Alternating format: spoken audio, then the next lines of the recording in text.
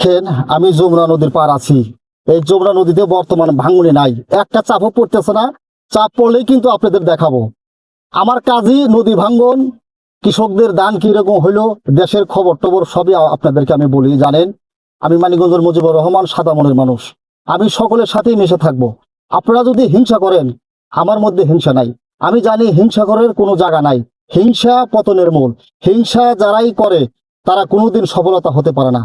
তাই আমার মধ্যে কোনো হিংসা নাই। আপনারা কারোর সাথে হিংসা করবেন না। যদি আপনাকে একজন শত্রু ভাবে, তাও আপনি তাকে আগে ডাক দেওয়ার চিন্তা ভাবনা করবেন। আগে যদি তাকে ডাক দিতে পারেন শত্রুকে, দেখবেন ও নিজে নিজেই বুঝবে যে কে রে, আমাকে মজিবর সাহেব ডাক দিল, আমি তো ওর সাথে কথা বলি না। তাহলে দেখবেন রাতে ঘুমানোর সময় ও চিন্তা করবে, না মজিবর আসলেও ভালো। তাই আপনারা কেউ কারোর সাথে হিংসা করবেন না। দুই কথা রাখতেই পারে, মন তো সবসময় ঠিক থাকে না। এরকম রাগ অনেক জায়গায় দেখা যায়, অনেকেই বলে বন্ধু বান্ধবের মধ্যে এরকম ভেজাল হয়। আপনারা কেউ কারোর সাথে হিংসা করবেন না। আজ আছি কাল থাকবো না, তাহলে কিন্তু মরলে পরে শান্তি পাবো না। তাই কারোর সাথে কেউ হিংসা করবেন না। সুন্দরভাবে বসবাস করার চেষ্টা করবেন, ভালো সবার সাথে ভালো ব্যবহার দেখাবেন।